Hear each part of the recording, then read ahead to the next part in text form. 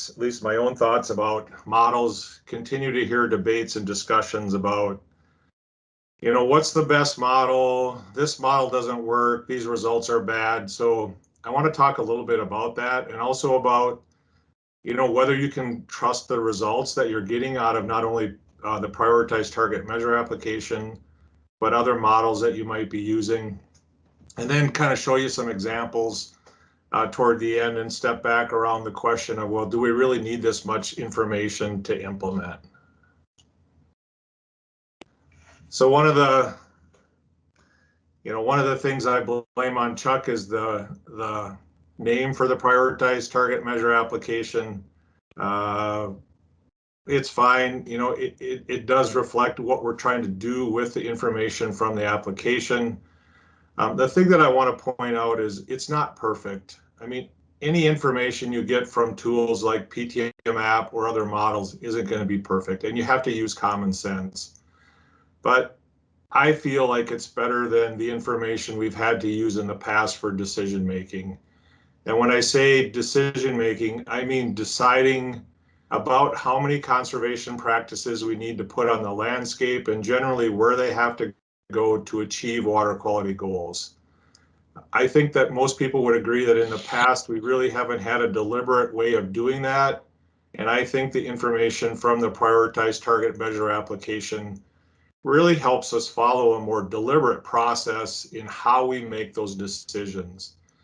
The reason that's important is that we want to ultimately achieve the outcomes of improved water quality. And so I think using this kind of information helps us better think through that process and be more deliberate to ensure that we actually realize those outcomes as you implement those practices on the landscape. So what is PTM app? I mean, I hear debates constantly about SWAT's better than HSPF, is better than PTM app, is better than XYZ. Well, the reality is that all of these tools that you hear about are typically using the same set of equations to describe water runoff, soil movement, nutrient movement. So what PTM app is, it's those same equations in many of those other models wrapped up in a GIS environment.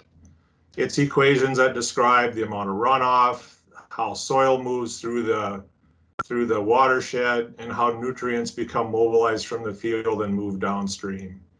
Those data are created in a desktop environment using ArcMap, an ArcMap GIS application. Once that application on the desktop is run, the data are stored in a database, in a file geodatabase. And if you ever need the data for North Dakota, Grit at the International Water Institute is the keeper of those data. And then the idea behind PTM app is once those data are created, some of the data are actually ported to a web application where the user can get to those and create the products they need in doing their daily water quality business. And I have a link to the application URL here on the bottom of the screen. Couple key points. The data, once they're created, are free. They're obviously not free to create. The cost of creating the data, which I'll come back to in a bit, is really a function, not so much of running the prioritized target measure application, but the underlying conditioning that goes into making sure that the topographic data reflect how water move across the landscape. It's called the hydrologic digital elevation model. PTM app continues to evolve. It's not, like I said, from the get-go perfect. We find little bugs and things that don't make sense. We do our due diligence to try to make sure the data are meaningful and practical, but it continues to change through time. And again, if you want the actual file geodatabase, you can all call Grit. I'm sure she'll love to talk to you about that. I thought it would be worthwhile just giving you some insight into why we created, what was the real impetus for the prioritized target measure application. And really it was focused on local practitioners that are responsible for developing water quality strategies and implement those. We really wanted to put information at the fingertips of local individuals to help them do their business related to water quality on a day-to-day basis. Part of what we wanted to be able to do is allow local folks, when they're creating their water quality strategies, to compare strategies, to look at different combinations of conservation practices, different ways of achieving water quality goals. The idea was it was intended to be quick and dirty, that if you needed a source assessment map that described, like Jim was talking about, sources of sediment in a watershed, you could go there and within literally minutes create that map. So if you're in front of your county board, or you're in front of your board of managers for a soil conservation district, and they said, hey, where's this sediment coming from? You'd be able to create that type of a product very efficiently and very quickly.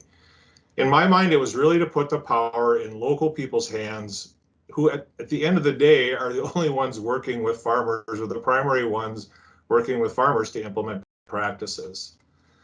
I didn't have time to create a nice slide for the availability of data in North Dakota, but basically the data in North Dakota so far exists primarily for the eastern part of the state, from the James River east. Again, this application can be run and data can be created in other locations, but most of the data in North Dakota are on the eastern half of the state at the current time. The application itself will work anywhere. It's just that a lot of the funding we initially got was from the NRCS for creating these data sets for North Dakota in the eastern part of the state. I always get questions about, well, what is this thing? How does it work? Again, remember that I said essentially what PTMAP is some equations similar to most other models that are implemented in a GIS environment and then executed in ArcMap.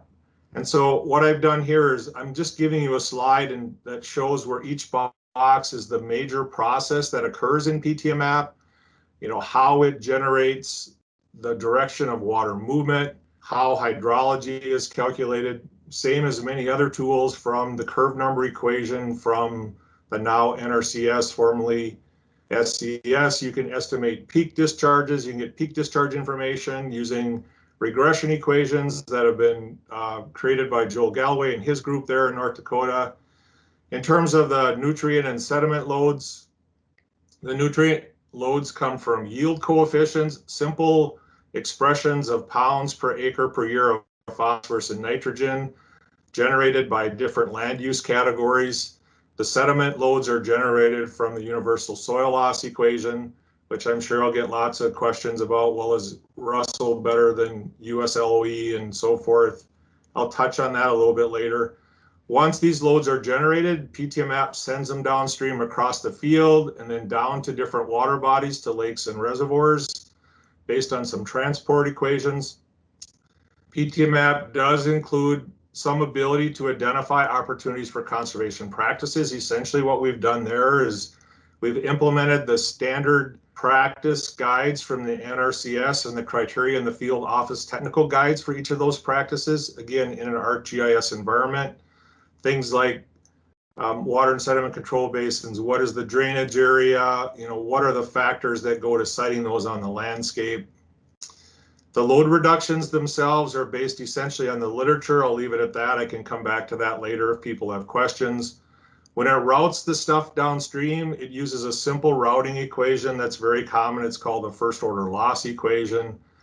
There is removal and modification of the nutrient and sediment mass in storage features on the landscape when you create the data. What that means is you can actually include in PTMAP a given lake or reservoir, and it will simulate the reduction in phosphorus, for example, that results from the water entering the reservoir and staying there based on residence time. Recently, we've updated the practice costs, and I'll come back to that. And cost effectiveness is simply an expression of the dollar of the practice, how much the practice costs compared to the load reduction that occurs. So again, these are just typical kinds of equations you see in most any kind of model. The thing that I want to point out is that the PTMAP, like many other models, if you're doing them well, is built on hydroconditioning.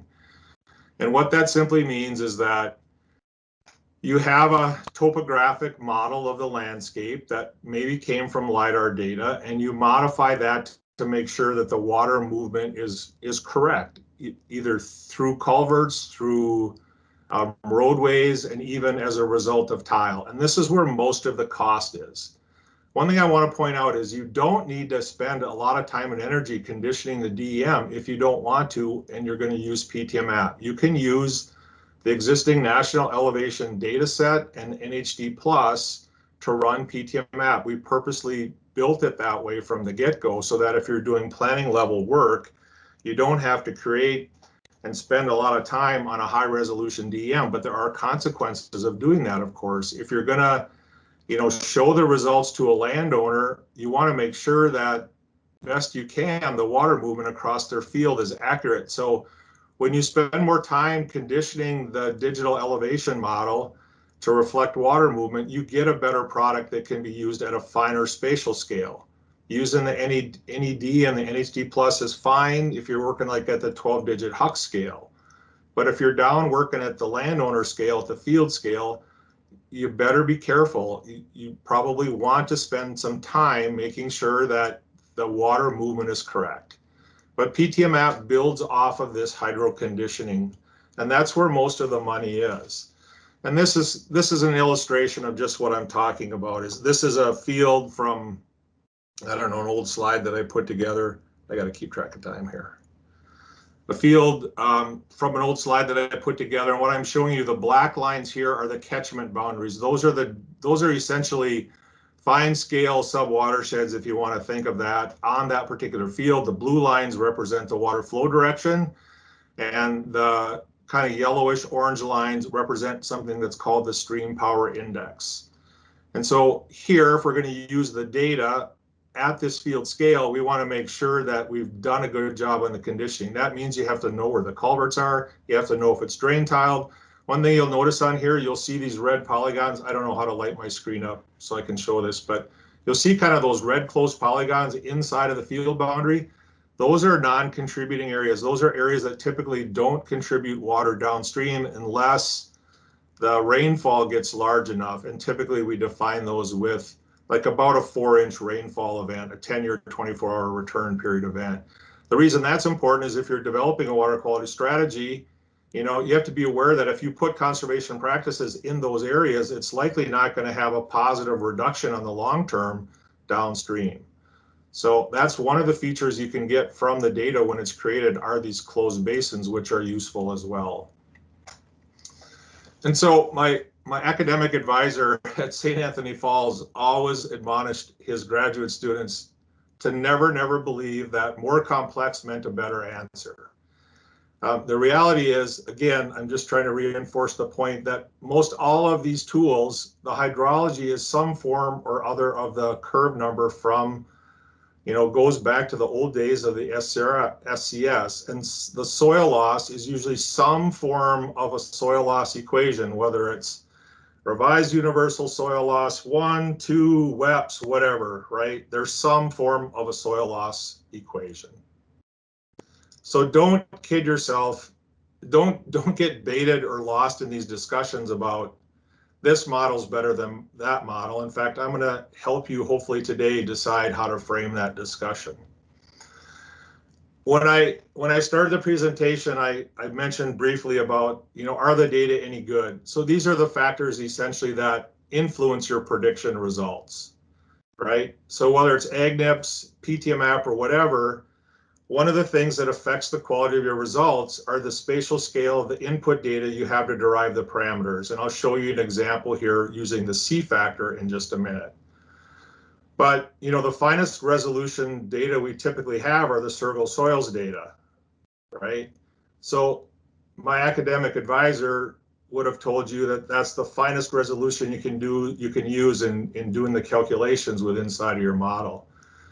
The other thing that affects prediction quality is just the basic research that we have to understand and describe the processes and develop the parameters in the model. So what I mean by that is those yield coefficients that I mentioned in PTM app. If I have really good data on how those change according to crop rotation, tillage system, tile method, or drainage method, that's going to give me a better result than if I don't have those data. And the fact of the matter is we're missing good quality data at the field edge for water quality. That that demonstrates the relationship between the tillage method, the crop rotation, the soil type, and how it's drained. And then, of course, prediction quality is affected by data we have to check our results, monitoring data. Some of the key assumptions we make, like that transport parameter that I mentioned, that in PTMap describes what happens to sediment, how much sediment's lost as it moves in the river downstream, and to validate our results, just to check ourselves. And that seems like an easy thing, but validating our results isn't easy either, because often the way the data are collected, the monitoring data are collected, don't necessarily even line up with the parameters that are being included in your model or in the model. So here's the example on input that I mentioned. One thing we constantly get is, well, your soil loss estimates are wrong, or the sediment downstream isn't right. Well, the reality is, in the work in PTMap or inside of PTMap, it's largely controlled by something called the C factor, the crop management factor. Can you see the screen, Jim? You look puzzled. Yep, okay. So it's largely controlled by this thing called the C factor. Honestly, I don't know if WEP uses a C factor, the water erosion prediction program, or not, but the other ones do. All the Russell programs do. Well, if I did this actually in Iowa a while back, but if you have good data on how to derive that C factor, which is really a function of residue left on the landscape, you can come up with a good estimate of the C factor. And when I did this in Iowa, compared Russell 2 to universal soil loss in PTMap, if you got the C factor right, then the results of the different models were the same. So the reality is, if we have good data to parameterize the equations in any model, we're going to get a better result than if we don't. Fact of the matter, again, they're working on methods to try to quickly come up with, percent cover, percent mulch, percent residue based on satellite imagery that could then be used to estimate the C factor. But in the absence of that, you have to make some assumption about what it is based on tillage type and based on the crop growing. So better parameter, you're going to get a better answer. Most of the time, if you're seeing issues with SWAT or PTMap or AgNIPS or any other model, it's typically not a problem with the equation. It could be, but not always. And so don't automatically take that tool and say, well, that tool doesn't work. Go back and look at the inputs, the parameters that are being put in there, and see if you can improve them. So what I've done here is just given you some of the typical challenges that we face when we're doing this kind of thing, and the resolution. Water flow direction, get the DEM right. If you want to get the hydrology right, you can in PTMap adjust the curve number based on the slope and the tillage method. Again, if you want the soil right, you got to adjust the C factor like I just told you. If you had data edge of field, you could adjust your TP and TN yields basically based on that monitoring, considering the rotation, the soil type, and the drainage methods. One thing I'll point out is that when it comes to the practice locations that you're getting out of PTMap, go to the field and look at them. You can't just assume that the equations and the criteria and conditions implemented in a computer are perfect, right? In fact, a little story, I once heard that one person that was using PTMap called up and was upset because they were in the field looking at potential locations for grass swales or something to that effect. And they were upset because it was 40 feet off compared to what they found in the field. Well, let's be realistic about, what we can get from these tools and the use of the information. So are the results any good? If you take care in how you create the data and you understand the product use, and you always combine that with your professional experience, the answer is yes. And when I say what does good mean, it's an improved decision power. It's the probability that the decision that you're going to make is better than if you didn't have that information, and that you'll actually be able to realize the outcomes that you're after, those outcomes being water quality improvement. Okay, so I'm going to switch gears a little bit now and show you some of the data. I'm going to spend a little bit of time on a few key items in PTMap, and hopefully if Dave gets on, he can kind of build on this. But One of the things in PTM app that you can get are practice locations. I mentioned to you that those are derived essentially by applying the field office technical guide criteria and the standard practice guide criteria in ArcGIS. There's a memorandum on this on the website. If you want to know the details, just contact me and I can make sure you get that memorandum that show what criteria go into determining locations. What I'm showing you here on the screen are the polygons resulting from PTM app on a given field, the color codes on the left. Most of these are either farm ponds or filter strips. There are 24 NRCS practices included in PTM app, again, that are based on those standard practice guides and field office technical guides implemented in the GIS environment. And there's some limitations. So some of the criteria are land use related. And so if you're using the National Land Cover data set to create these in PTM app, which is one of the inputs, the National Land Cover data set, there's errors in that data. I mean, if you've used it, you've seen that, and that's because it's average land use for typically a 30-meter or a 10-meter square on the earth. And so you have to realize that that's driving some of your results. You might get things that are shifted on top of the roadway, for example. But this gives you an idea of the type of information. Again, the pink area, their salmon area, are filter strip locations. The blue areas are water and sediment control basin opportunities. And then the farm ponds are shown as well. And the way I like to think of this is something that I didn't say first. I heard it from Mark Tomer, who developed ACPF. Is what it means is somewhere in that field there's an opportunity and you should go out and look at it. That's really what it means when you get down to the implementation scale. Okay, again, I think Dave is going to talk a little bit about practice performance, so I'll touch on that as well. One of the things that constantly comes up is, well, how are you doing the removal of the sediment and the nutrients in the practice? So for these practices, for each one of these practices on the screen, there's an estimate of how effective it is in reducing sediment, nitrogen, and phosphorus. And those are the only three parameters right now in PTM app. And so the big picture, here's how it does it. It does it basically as a function. It does it first based on the literature.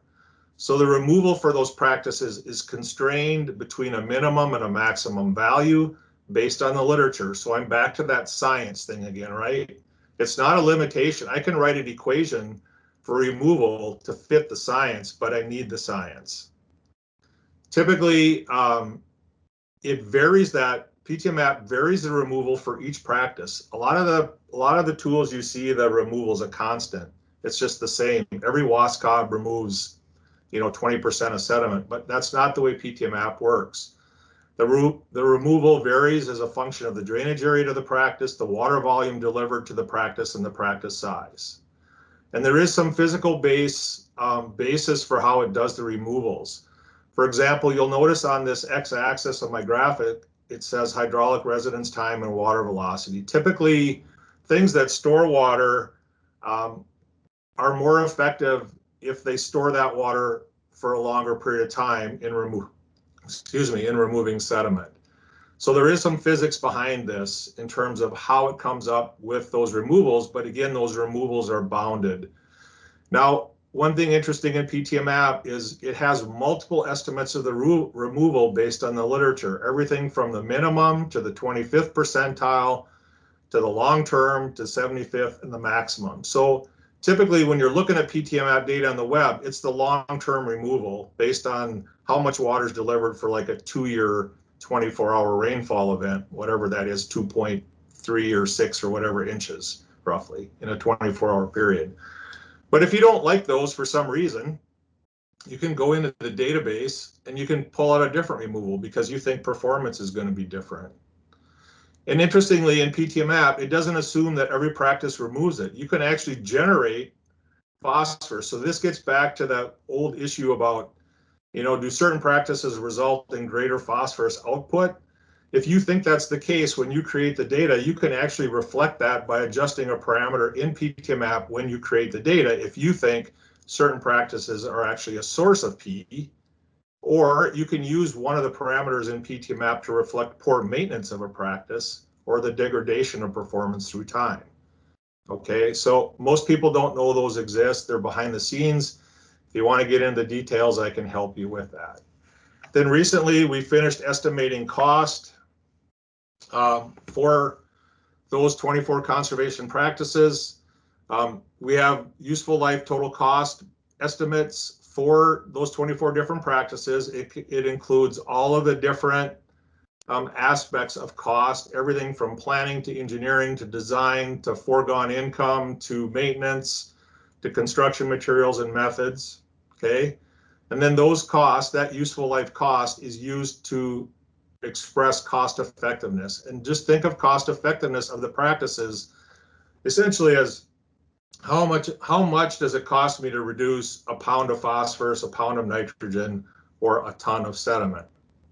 There is a manuscript in prep. It's gone through that I've prepared. It's gone through a couple revisions and we're still working on that, but all of the cost work is documented in that manuscript. I wanna give you a caution, okay? Now, I said that we have costs for 24 different conservation practice types, but the reality is, for any given practice type, they're not necessarily all built the same way. They don't necessarily include the same materials. And so the cost function that went into PTMap is essentially an amalgamation or collapse of different design types. And I have two different cost functions for you here on the screen that show you that. The one on the left is riparian herbaceous cover cost function. And it shows you the blue dots are if that riparian area is established with introduced perennials or native plants plus pollinators. That's the gray lines with the triangles. You can see that they're different cost functions, right? But the blue line represents the average of all of those, and that's what went into PTMap. So if you look at the data and you go, oh, the costs are off, it might be because, you know, it's the fact that we've combined all those costs for different practice, for the way the practice is established, the different methods, into one function. On the right-hand side shows you grass waterways. Grass waterways, you know, it's essentially a function of the slope of the landscape and other factors where they have check dams in them or not. And so you see different line colors on the right-hand side. Those are cost functions based on different slope. You can see, or different slopes of the watershed. You can see that they're dramatically different, that they change. So coming back to, well, do I really need all this stuff to make my investment decision to improve water quality? My sense is, personally, this is just my own opinion, the cost of the data is fairly small compared to the magnitude of the investment to improve water quality. The example I use is Iowa. Iowa said they were going to spend like $4 to $5 billion, as I recall, to improve water quality. Well, I would think that a relatively small investment in better information would be warranted given the magnitude of that potential public investment. The other thing it helps you do is make sure you have enough money to finish the job. You don't want to run out in the middle. It gives you the ability to assess whether your outcomes are worth the cost, whether you need to adjust the goals, and really the data aren't that expensive. I have some typical numbers on the screen. Again, the HDEM creating that's the most expensive, typically $50 to $75 a square mile. I won't get into the details of that. Running PTMap's, you know, a tenth of that, typically a small fraction of that. So in the last couple minutes I have here, I'm just going to show you some of the products from PTMap. Here on the slide, I have just showing you water movement on the field. This happens to be the stream power index. It's a combination of how much water follows that flow path and the amount of sediment following that flow path as well. That's on the right-hand side. Red numbers are, it's a rank, higher rank, meaning more water and more sediment. One of the things you can get from PTMap is estimates of soil mobilization.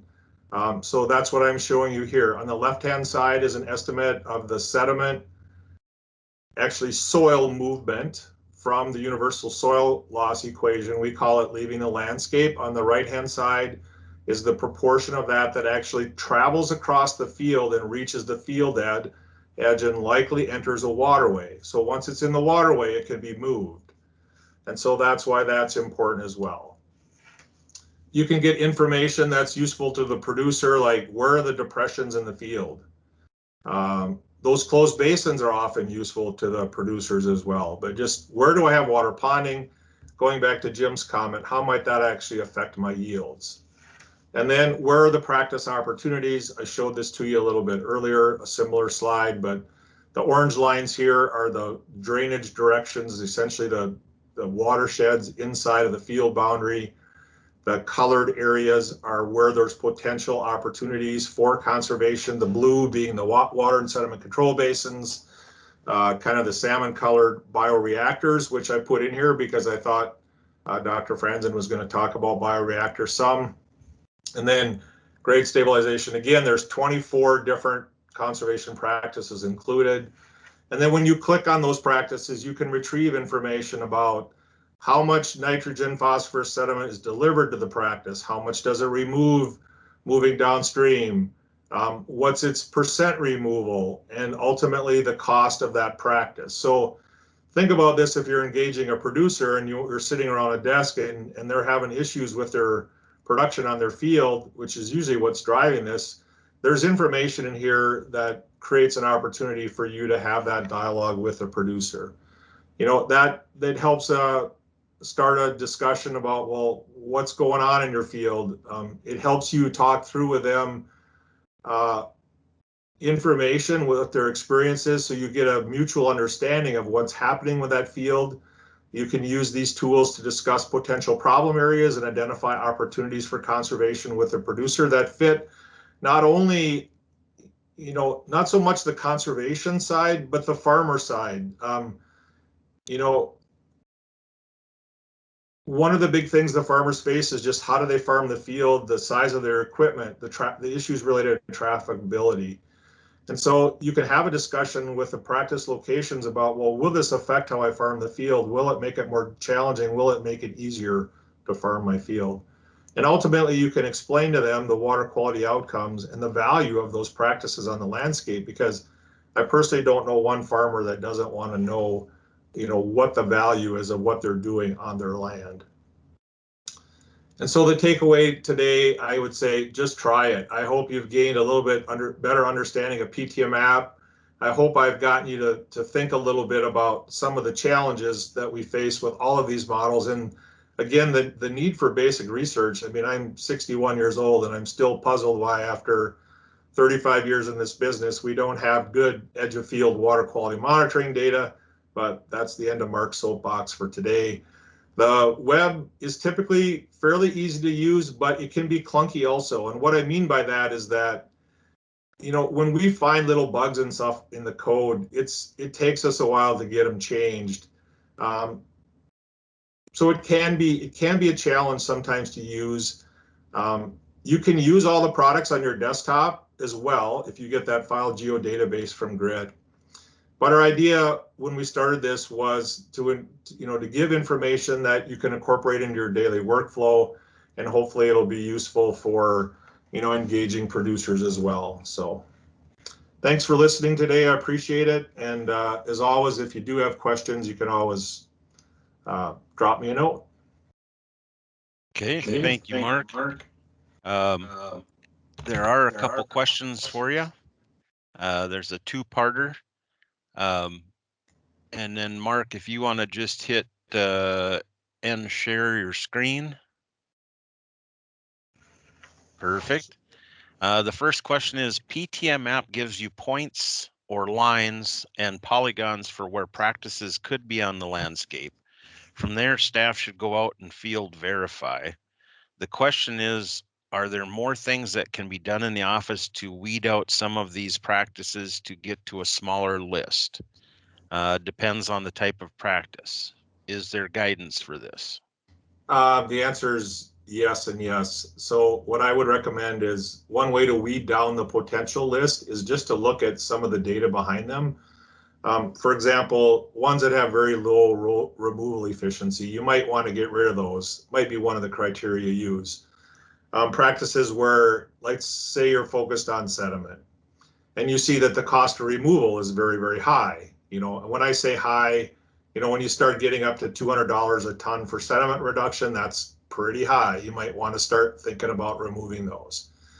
Then there's always the operational considerations of the farmer that, you know, you can have this discussion with them, but how am I farming the field? Some of those things are going to go away. Like when you have a practice that's right in the middle of his or her field and affects, and they're using whatever width, 60 foot wide sprayers or equipment or whatever, they're not going to want that there.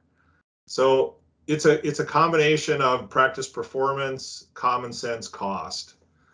You can always start with the laundry list and then, you know, use that as a way to engage the farmer and start the dialogue with them and show them and work on that together. And I think that'll help out. But one other thing I'll point out is that there is in the raw data when it's created, there's a binary file, actually, a raster that is used to create the polygons.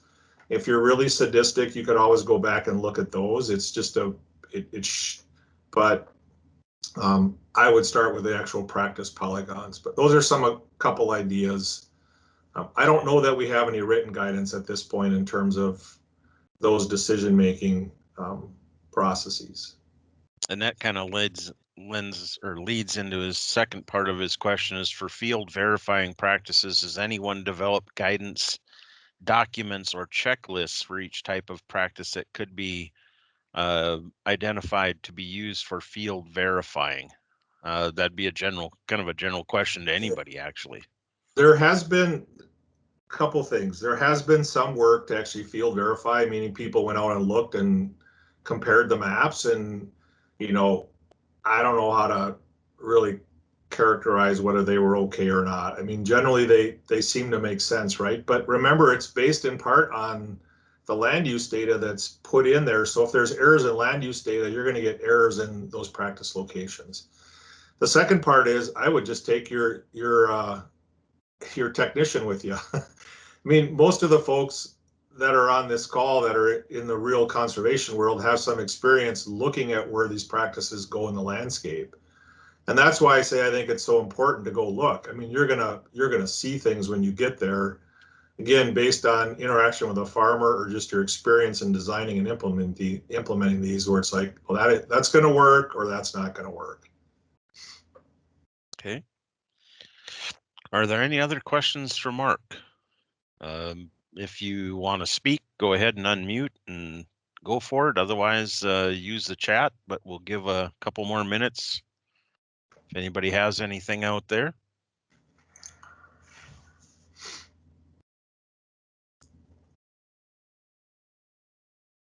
And I think Mark has done a pretty good job of explaining that, you know, a model is a model and it still needs the verification to get out on the land and to use it and not leave the office is kind of a mistake, because it does give you a good opportunity to visit with that landowner for a one-on-one conversation and build. Probably what's even more important is that relationship that you have looked at the land, you kind of have an idea what could help them. Now let's both go out and verify. And I think it's, you know, one other thought here is that, you know, when you start down this journey of implementation, which ultimately is where you want to get, right? Planning has never improved one lake or stream, right? It isn't until somebody implements or behaviors change till water quality changes. And so you have to think of this as a process. You know, using the data on the web and the data we have created already for planning is great, right? It's going to get you close. But as you start moving to engaging the farmer and implementing, then you have to start thinking a little bit different, because now you're getting into the details and you're getting into the weeds. You can still use that planning data, but you have to think about how it was created. Again, think about that HDM. And I can't tell you how many times Grits had to, you know, look at a field and change the flow, you know, change the hydro conditioning to make sure the water movement's right on that field. So as you move to implementation and you're looking at the details in a field, you want to make sure that water movement's right, because that's what's affecting your estimates of performance and other things, and those detailed discussions you're having with the landowner. So you just have to think about it. It's really a process. And as you change scale of what you're looking at in your interactions with a farmer, you need to probably think more about the details of those data that are being generated.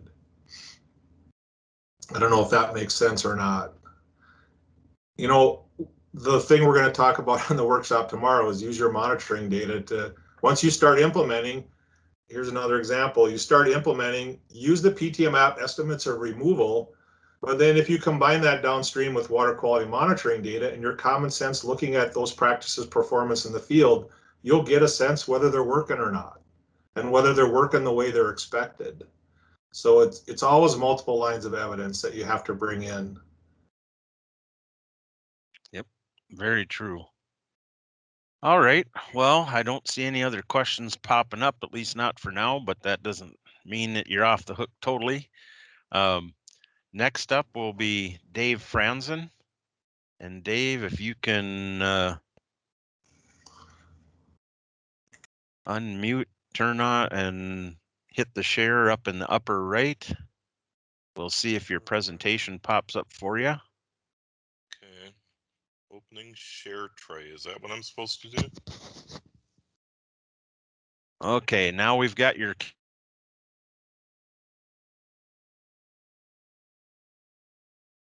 Can you see anything? Open share tray desktop. Is that what I know? Okay. All right. So I think I'm sharing. Am I sharing? Yep, it looks good, Dave. Okay, so far so good. We're learning by doing. So here we go, which is what Jim's been telling you here for a little bit. All right. So from the beginning. Okay, so now we're good? We're Is good, this so Dave. good? That looks good. Wow. Okay, how about that? All right, so I'm going to share. I think some of you understand the erosion pathways. I'm going to talk for some length about that, and then share some BMPs that I'm absolutely pretty positive about. This is biology, so you're never 100% positive with anything, but we're as positive as we probably will ever be. And then I hope to answer some questions as we go along. So here we go. So our field erosion pathways come from wind, which is something that a lot of people across the world really don't think about because it's not a factor with them, but it's certainly a factor with us. And then water, and primarily during the spring thaw, but we haven't seen a lot of that this year, but in past years we certainly have. And so the water is going to move particulates, and it's going to move dissolved organics, which I'll talk about, and hopefully you'll come away with a little bit of a better appreciation for that as we finish up.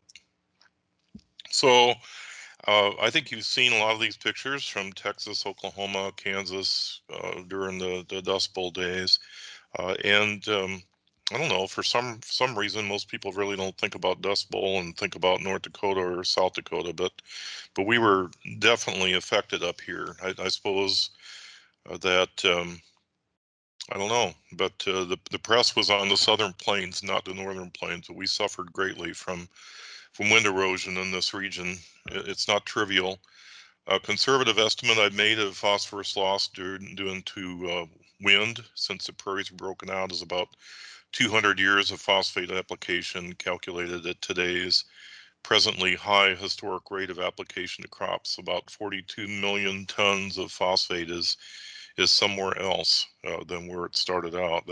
That picture is from Gregory, South Dakota in 1934, which is south up here in a good hunting area, I think now, but not so much great agriculture because the dust blew away. So if you travel across North Dakota, a few days ago, we had some pretty high winds. I think they were approaching 50 mile an hour. And in years past, before people started going no-till, you would have seen wind erosion all over the state. But today, wind erosion in the far western North Dakota was rare because almost everything, 98% of everything west of the Missouri River is no-till or something close to it. If you want to see a real dust storm, go to North Dakota and western Minnesota and the Red River Valley when it dries in the spring or in a dry autumn following harvest or tillage. And there are some growers in the valley that are considering no-till and a few that have switched to it, and they're not broke. And they're doing quite well, especially in wet years, and we'll see what they do in a dry year. My guess is that they'll be miles ahead of their neighbors who have to till before, or feel they have to before they seed, but we'll see how that goes. So we've had historic dust storms in the east in the Red River Valley, and we've archived dust within trees and riparian areas next to streams. And modern dust storms deposit dust in ditches. If some of you might be familiar with the Cheyenne National Grasslands that are southwest of Fargo, about 30 miles or so. If you go from Colfax and then go west toward Lisbon, there's a mile after mile of rangeland, pasture land, something like that. It starts about McLeod, and a friend of mine, Mick Hare, who some of you know because he used to be on TV and now he has a farm radio show. We were talking about this whole thing one day, and he was raised in McLeod, and he said his dad used to take him on just a little trip once in a great while into the grasslands just to kind of get away from it all, and he would say, so and so lived on that quarter, so and so lived on that quarter, and on, but that whole area used to be farms.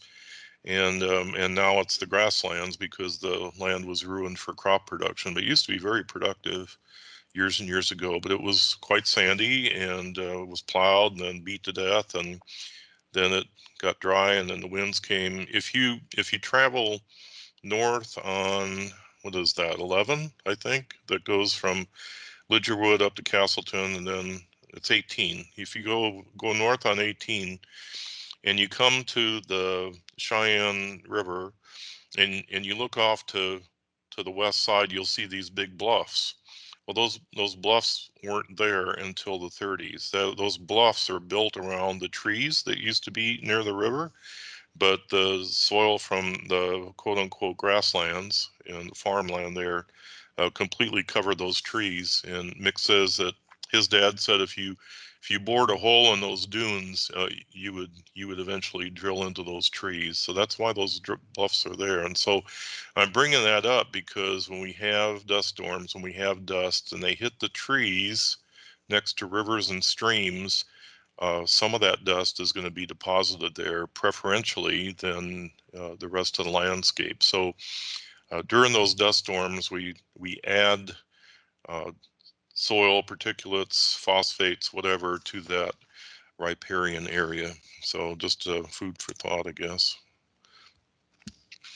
So a common perception by farmers, and there's still farmers that believe this, I know there is, I've heard them talk in coffee shops, is that soil removed from a field through wind erosion ends up in a ditch, and adjoining farms that exchange the soil, and they kind of gripe about having to redo their ditches once in a while and put the dirt back in the field. But most of that soil that's lost from a field during the dust storm is suspended in the air and carries for hundreds and thousands of miles. If you want to see a kind of a cool, I don't know, it's not cool, but anyway, an interesting videos, you should go online, because March 15th, just a week, not very long ago, a huge dust storm in Beijing. Well, the area around Beijing isn't bare. It's got villages and crops and things like that, although they do practice clean tillage after that.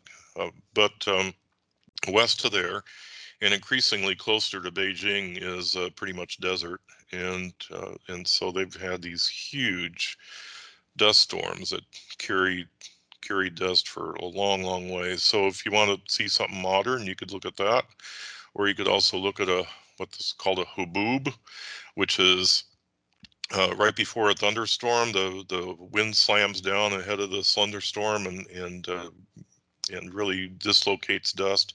But there is one of these about, what, 100, 200 miles long down by Lubbock, Texas, not very long ago, like a week or two ago. So you can still see this. I'm not sure if we had any wind erosion in the Northern Valley or not. I suspect we probably did, but the wind was fairly short-lived, so maybe it wasn't too horrible. In a lot of years, not this year, of course, but we see this a lot. We see the soil that's in the ditches, and we see the soil that's in the cities, and we see the soil if you're cross-country skiing along the red or something. You see the soil that's been deposited. It's blown off the fields, and it goes into those ditches. Well, those ditches could have some significant wind-blown deposits in the snow. As you see here, this is near Castleton. What, 2 years ago? 2 years ago. So my colleague Larry Chahachik measured some of the dust in the ditch, and it's been done by others. Jody DeYoung Hughes did some of this a few years ago, but it has at least 3 times the nitrogen and nearly 2 times the phosphorus concentration as the soil in the field. So this dust doesn't usually consist of the sand particles. It consists of the silts and the clays and the organic matter that sticks to them. In a lot of our ditches in the state, they're kind of waterways to nowhere. I mean, you know this, that the stream might be a mile away, but there's a little bit of a rise in the middle, and so even there's a road ditch and it has soil in it, it's really not going anywhere. So those don't really hurt anything except the farmer, where this soil isn't there anymore. There's plug culverts due to neglect and poor ditch design. You know, these were all made when land was pretty dry, and we didn't have to worry about water moving away, and so people didn't really pay too much attention to that. So as far as phosphorus from those ditches to nowhere getting into a stream, it's a pretty rare event that it actually does. But once you get around 10 miles from the Red River, a lot of the ditches actually are fairly clean because they have a series of floods and people are more aware. And so any phosphate that's in those ditches contributes to the phosphate load that's going into the red and the tributaries. So I took this picture a couple years ago, almost 2 years ago, and we had significant snow that year. Not the greatest snow we've ever had, but it was around. And so just south of the peak exit, a few miles, there's there are people that, I don't know, what would you call it, conventionally till or so, that run a chisel plow. There's still some residue around. I think this is a late corn. This is a late corn harvest, maybe during the winter time, and there's enough water moving through this that, well, you can see where it's carving out a path. Not that far north of this, when you get a good rain in the spring of the year, it'll form a gully that's 3 feet deep in one particular field. It's just south of the peak exit, about a half mile on the west side of the road, and they cover it up and, you know, continue to clean till it, and the next time it rains it does the same thing. So it's just weird, but anyway, that carries sediments, and carves that out. And you know, if you had to fill that hole up with soil, you'd be tired by the time you got done doing it. It's considerable pounds of soil. So the water from the snow is impeded, in particularly the tilled fields, from infiltration due to the deep frost, internal ice, and it tends to move laterally across the field and make these channels. So that's a lot of our sediment loss with water in the state is due to that spring thaw. We have thunderstorms during the middle of the year, but a lot of times those have crops growing on them. So the impact of the rainfall is impeded somewhat, but spring is not impeded by hardly anything. In a tilled field, the surface saturated soil becomes saturated and really highly mobile. You can see where the sediment is, where it slows down a little bit. It deposits all this silty, clayey stuff. on the surface, and it moves into the ditch. So this is a no-till field. This is directly east of what we were just looking at, and it's holding the snow. The snow is deposited in blue in a more even across the area, and not to say that there's not any water moving from the field, but there's considerably less than what we just looked at. Tilled soybean stubble, at least from what I've seen, is particularly vulnerable to soil movement during that melt. It's just really friable. For some reason, people think that they have to work the soybean stubble, or afraid of the long stem stubble that tends to hairpin during the springtime, and so rather than get a better chopper for the combine, they just till the heck out of it, and it's really friable in the springtime. Here's some soil suspended in a ditch next to a tilled soybean field. You can see the suspended silt. And this is an additional phosphate source that I think more and more people are becoming aware of because of the work in Manitoba by Don Flayton and his crew. Don's just recently retired up there at University of Manitoba, but they found that a lot of the phosphate that goes into Lake Winnipeg comes from the decomposition of vegetation and moving into it. But you can see that kind of yellow color in the water, and that's due to organics. It's not suspended soil. It's the suspended organics that are in that decomposing material. This is around the same area, and you can see that yellow color. You see this all the time. I can see it in the ditch outside my house in Fargo. It's sometimes during the spring, during that spring thaw, when things are released from lawns. You can see it. This is near Castleton. This is a ditch that's going somewhere, but it's going very slowly because of the snow that's in corn stalks that are piled up in the culverts, and there's this organic scum on the surface and bubbles where something's happening. Maybe it's lipids, it's the membrane-ish type stuff that comes off of the vegetation, but this happens in our early spring all the time, every year.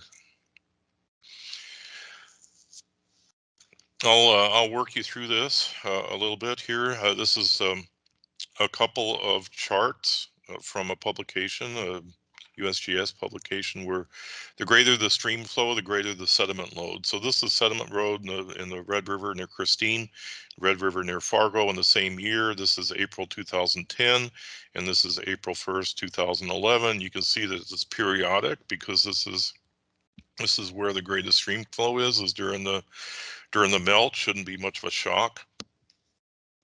So here's the stream flow. It's the lines on top here, and here's the sediment flow on the bottom, and it peaks right under those peaks. Anywhere there's a peak, like there's a little bit of peak, and here's a little peak, and there's a peak, and there's a peak. So you get the idea that anywhere that the stream flow is greater than the sediment load in tons per day, or whatever you want to measure that, is greater as well. So it all depends on that. If the water is not moving, the sediment's not moving.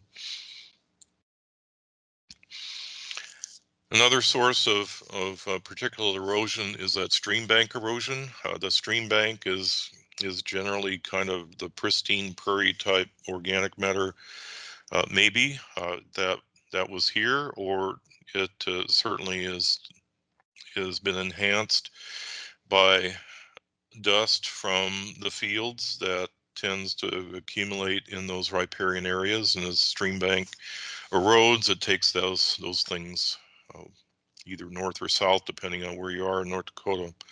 So stream bank erosion happens all the time, and it does. You see it, and your people see it, and it's part of your strategy for soil conservation is to prevent as much of that as possible. And a lot of our sediment load in our rivers takes place from that, and because we really don't live in the Palouse, we don't have those 40% slopes, and so the sediment load from the fields is pretty small compared to where it is some places, but stream bank flow is still, stream bank erosion is still a big deal. So this is a little summary from that Manitoba work that I mentioned here a few minutes ago. Don Flayton and his crew.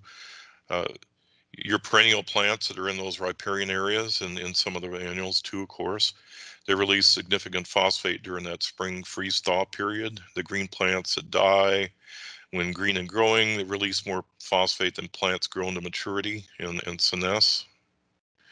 And the seed is removed and only the residue remains. So if you're growing wheat, for example, and you're worried about the wheat straw being a source of the pea, the pea in the wheat straw is really, really low. The pea in the chaff is really, really low.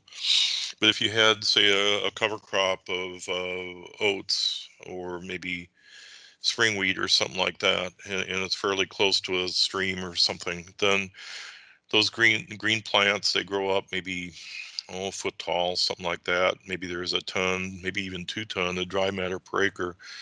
When they die, the phosphate in that green material is way more than the wheat straw if it had grown to maturity.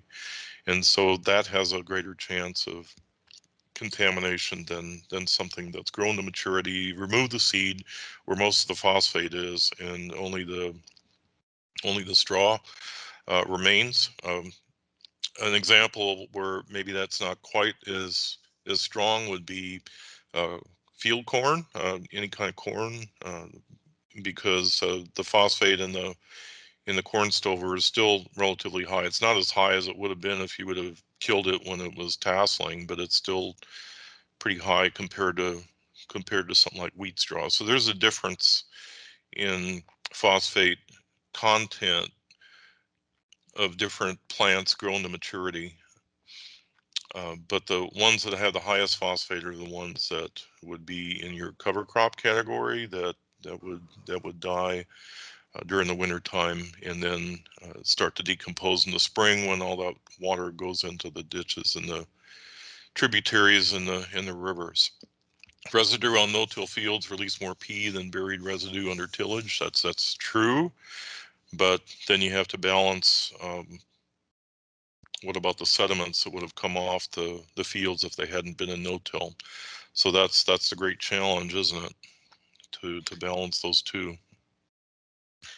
Dave, a question just came in as long as we're on this, just before we hit the next subject. Does the vegetation need to be submersed to release the pea downstream, and is there a certain amount of time it has to be submersed?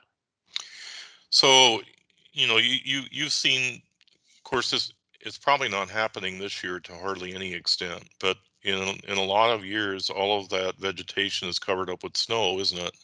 The hedgerows, the riparian areas, they have a pretty good snow cover on them, a couple feet, 3 feet, maybe more than that. And so it's during that time when there's the freeze thaw, when the water from the snow melt is percolating through that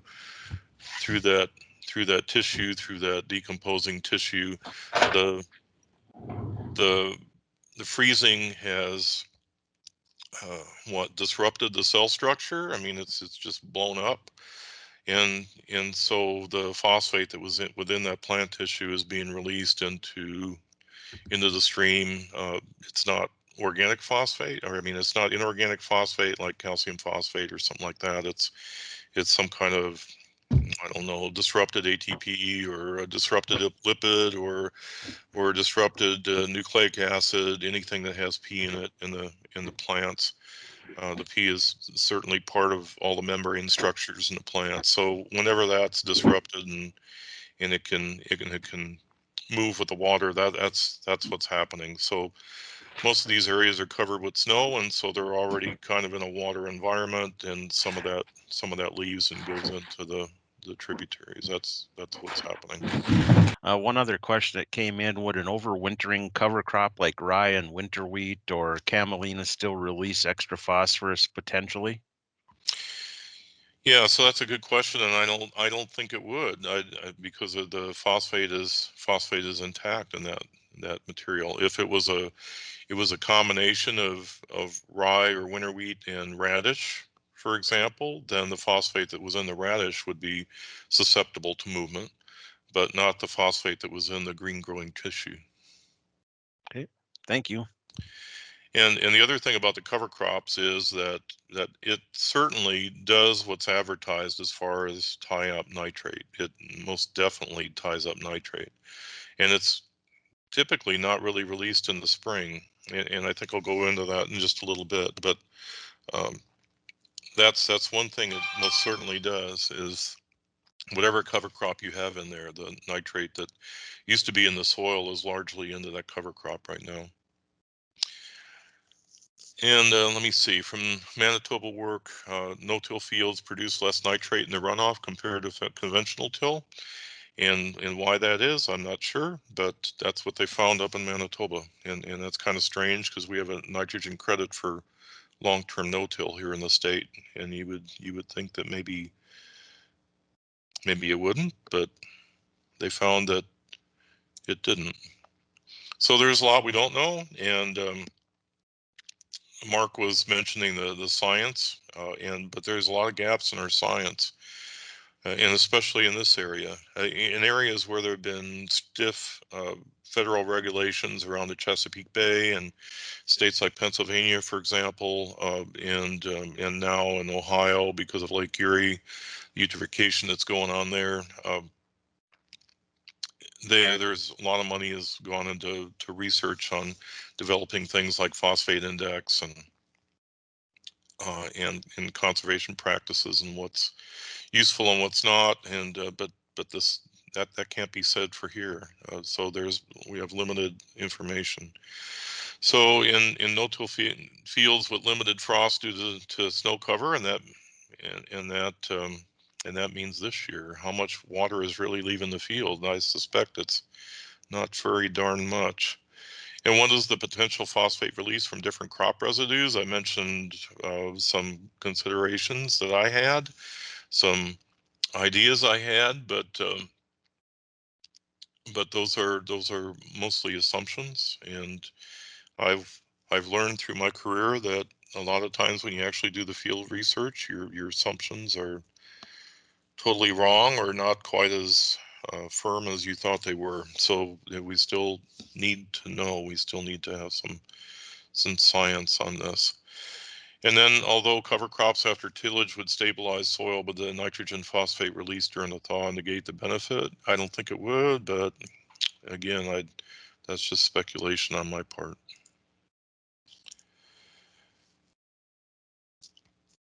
All right, soluble P from plants may impact lake, stream, river quality the current year, but is the P in the sediment a gift that keeps on giving in contrast? So that's another thing, and I really think this is really something that have to consider. No matter what we do around a lake, stream, or river, that the phosphate in the settlement in that lake is maybe overwhelm anything that we try to do. If you had, if you're trying to keep, I don't know, but if you're trying to keep the phosphate, let's say, out of Devil's Lake, or another lake that's been around for a long time. I mean, there's sediment underneath there that is from some rich farmland, and so is that just going to keep releasing and produce some eutrophication, even though you're really keeping almost all of the phosphate out of the system? I don't know. I suspect the P in the sediment is something that has to be considered when you're trying to figure out what's possible.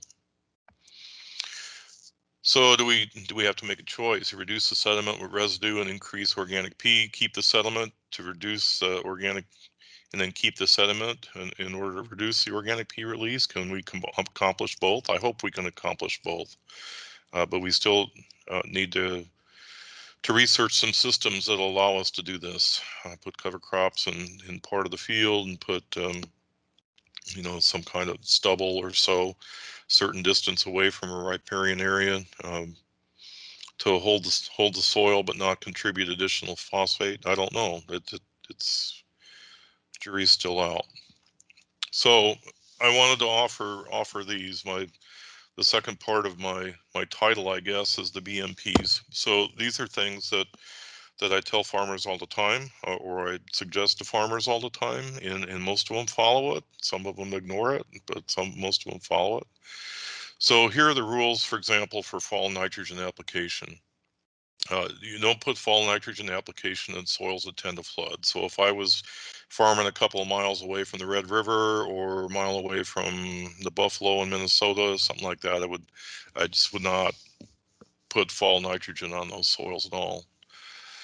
And then also don't put fall N on soils with a high leaching potential, because there's no such thing as zero nitrification during the winter season,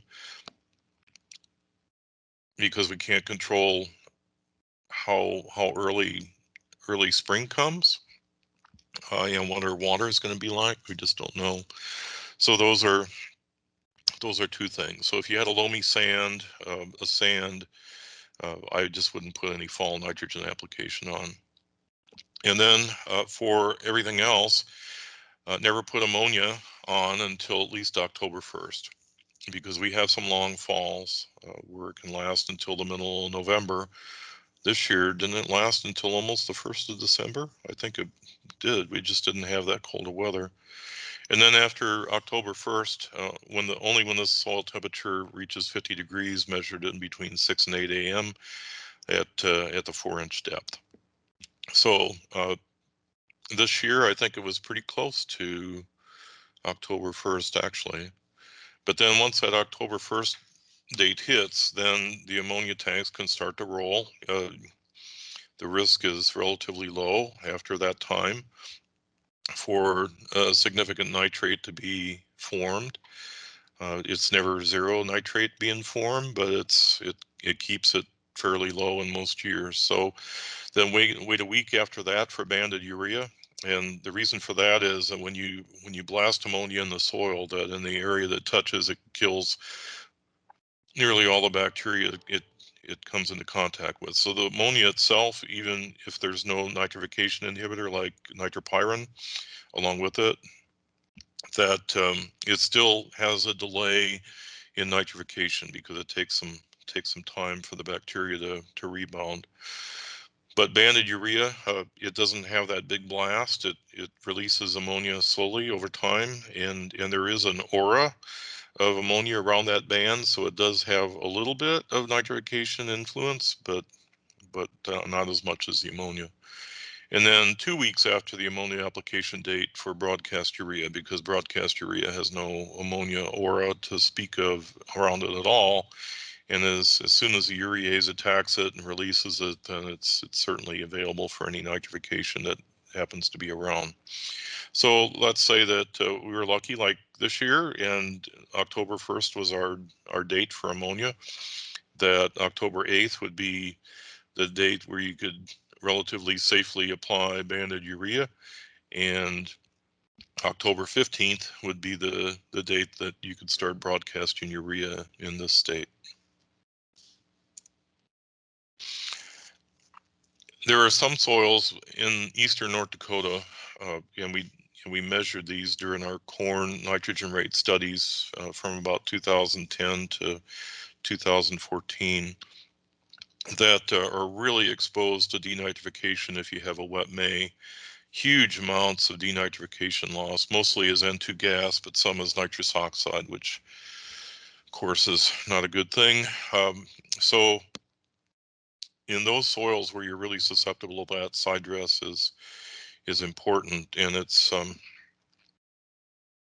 I tend to nudge people into that with our nitrogen calculator that I developed for the state.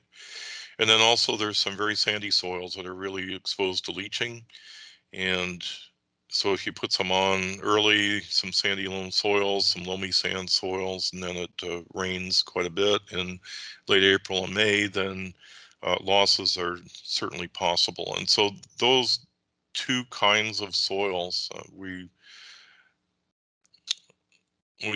really strongly recommend that people side dress. And when people started to do this in the soils, all of a sudden they discovered that they could grow 200 bushel corn, and before it was impossible. They never could get the yields above about 120. They just thought that's just the way it was, but it wasn't. It was all those nitrogen losses that came in most years. So, but side dressing really isn't necessary for people that have a low tendency for each. Those loam soils, for example, and then soils, once you get about 100 miles west of Fargo, the chances of having a really wet May where you're going to have any kind of leaching is extremely low. And also, for some reason, we just don't have the denitrification. I know it happens at a really low level, but it just doesn't happen that much. So for example, we did a series of studies out at the Mandan ARS station. And then there was an area out there that always flooded during the wet years and wouldn't raise a crop all year. And we come in the fall and sample that area when it was dried out, and there'd be well over 100 pounds of N in that depression. But if you went to Gardner or Fargo and you had an area that flooded like that, and then came back in the fall and measured the nitrate, there'd be hardly any. I mean, you're never zero, but it certainly wasn't anything close to 100, 20, 30, something like that, because there's huge amounts of denitrification in the valley. But once you get west, I think inundation is just so rare out there that the bacteria just don't have the numbers. They don't have it doesn't have the population in the soil to reestablish itself during that period of time and produce any significant denitrification. So your enemy from about Valley City west is mostly leaching, and most of those soils are loams, and so you just really don't worry about it. So the work that's been done in Carrington on side dress really hasn't shown any kind of an advantage, and I really wouldn't expect it to be an advantage out there. It's mostly an eastern North Dakota method, and the central and west tends to be dry enough that side dress really isn't necessary. So now the phosphate. So if I was, well, first off, before I forget it, because I'll forget it if I move on, is that whether it's nitrogen or whether it's phosphorus, we don't want to put fertilizer on frozen ground. I guess I forgot to mention that as a VMP on the nitrogen, just because I think it's just so common sense that why in the world should I have to mention it? But there are some people that try to do that every year for some reason, and I think just logistically to get it out of the way, one less thing to worry about. They had a buy on urea, something like that. It's the worst.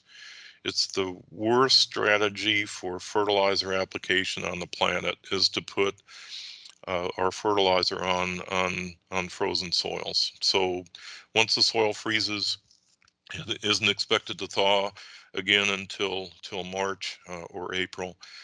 That the fertilizer is turned off, and you don't turn it on until you have thawed down to about a foot or so. So that's the first thing. Frozen soil, forget it, no way. And then if you were farming next to a sensitive waterway, I think I would refrain from broadcasting phosphate next to it and not leaving it. I think if you were working it in the fall of the year, chisel plow, something like that, then it would probably be okay. If I was no-tilling or I didn't want to work it until the springtime, then I just don't think I would do it next to a sensitive waterway. I'd leave a couple 100 feet probably. Whenever you can, use starter pea with or near the seed in crops where they respond. And you can do this in some crops, but you shouldn't do it in others. So if your intention is to plant soybeans and that field needs phosphate, you would definitely not want to put starter pea with it because it will reduce your yield and certainly won't make any money for the phosphate you apply. So you don't want to do it with that. But you definitely want to do it for corn. You definitely want to do it for small grains. You definitely want to do it for canola. Sunflower and flax don't need phosphate at all. So it's not a consideration. And then if you're in a field crop that and you're set up to do strip till, which is a modified no-till, you should consider deep placing phosphate in the fall, which is certainly possible using that strip till shank. and then keeping the soil in place, because the sediments are your #1 enemy as far as phosphates go. Keep the soil in place, because it'll blow around with the wind and move around with the water.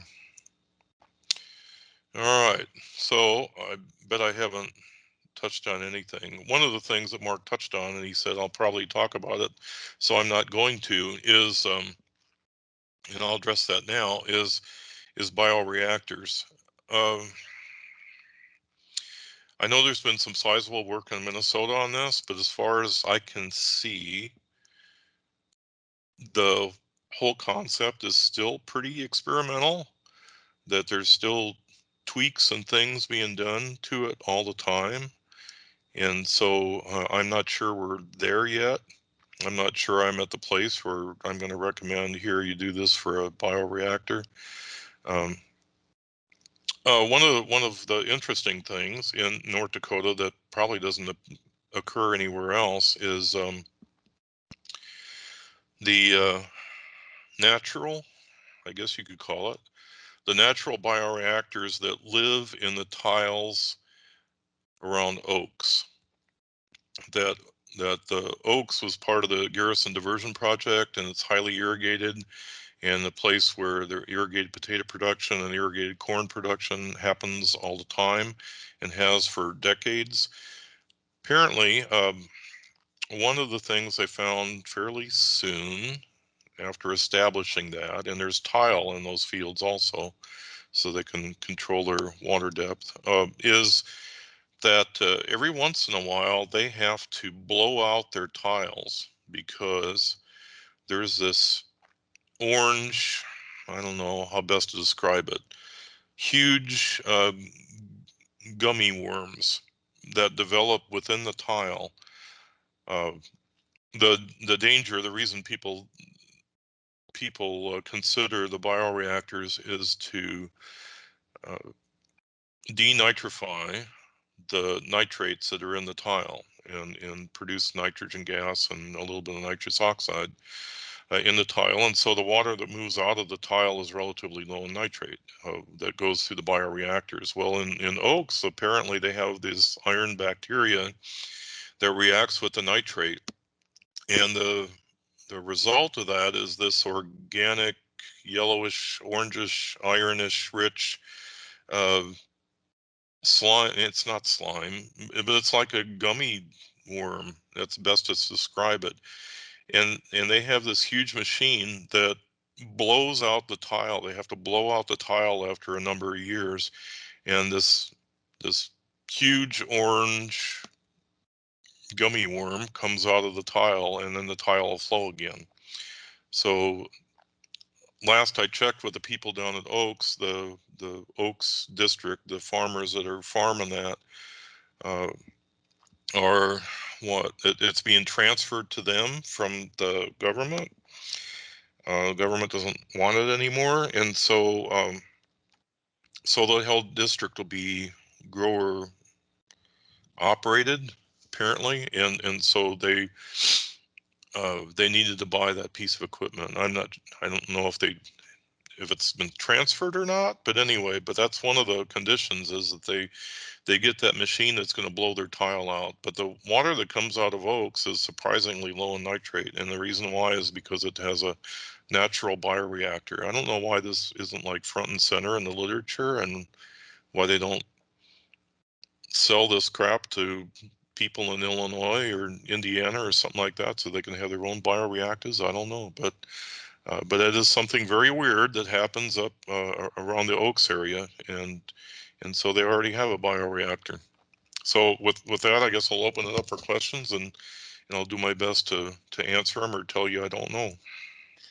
One question that came in was drain tile fields. Would drain tile fields be considered high leaching potential in this situation, or is that a different situation entirely when you're looking at phosphorus and nitrates in a drain tile field? So our drain tiles have very little phosphate in them. That may not be the case. when you go, let me see, when you go to the east and south of us, our worm population is dominated by night crawlers. In those states, in Ohio, for example, that area south of Lake Erie where all that mess is happening, that's largely no-till country, and but they have night crawlers that have burrows all the way down to the tile, and so the phosphate from the surface can enter the tile through the worm channels.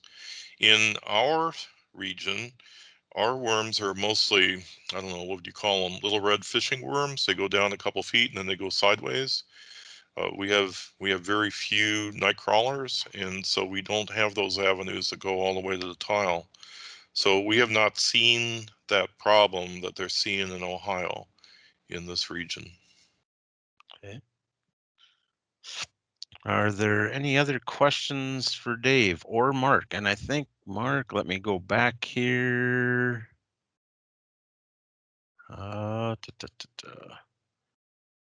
One question was, is there any guidance for choosing the appropriate attributes in PTM app web to tease out what you're trying to find?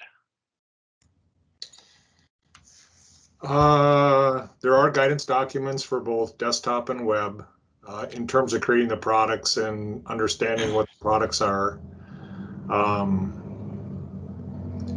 You know, I always tell people you got to know what you're after before you go looking for it, right? So you have to identify your goals and objectives, what parameter, what time frame, what you're trying to do. But yeah, there is guidance. Yeah. Okay. And I think Dave made a great point. It's like I'm always puzzled why we jump to structural solutions right off the bat when probably some of the management things will have the greatest and most cost-effective impact to improving water quality.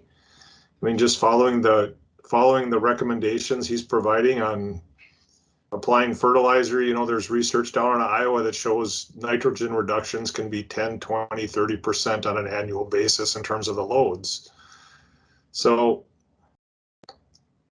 it's interesting to me that in Iowa, they've made a huge investment in bioreactors. They've just kind of moved there. I'm not quite sure why, but again, common sense is worth a lot. Tillage systems, you know, changing tillage systems can have a dramatic effect. You know, if you reduce your soil losses, you're also reducing that proportion of the particulate P loss. So, you know, common sense again, so. Any other questions?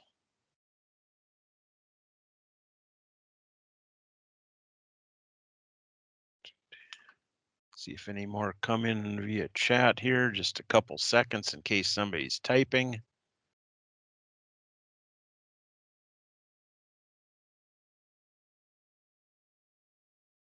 All right. Well, I'd like to thank Dave Franzen and Mark Deutschman for taking the time today to visit with us.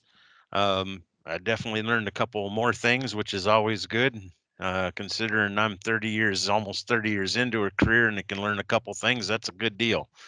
If you have any other questions, by all means, you can send them my way and I can work to get you those answers, or you can contact Dave and Mark directly. The web shop has been recorded so that we can make it available afterwards. I know a couple of college instructors said they couldn't attend or their students couldn't attend, so these will be posted. And you will be able, I will send an email out to those that attended today with the location of that recording. With that, I hope everybody has a good rest of the week. Thanks for your attendance and enjoy the weather that we're having here in March that would normally be in April. So thank you very much and have a good day. Excellent presentation. Thank you. Thanks, everyone.